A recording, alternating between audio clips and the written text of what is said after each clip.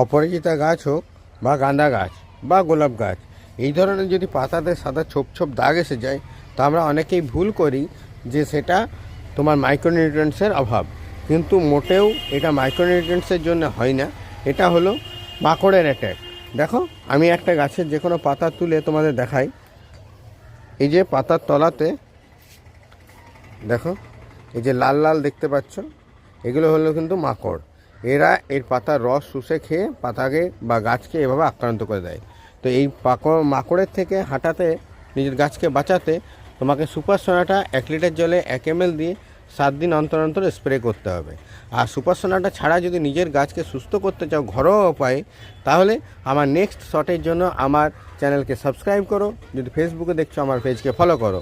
আমি পরের শটে তোমাদের ঘরোয়া পদ্ধতিতে জানাবো কী করে এই মাকড় থেকে নিজের গাছকে রক্ষা করবে। ততক্ষণ সবাই খুব ভালো থাকো।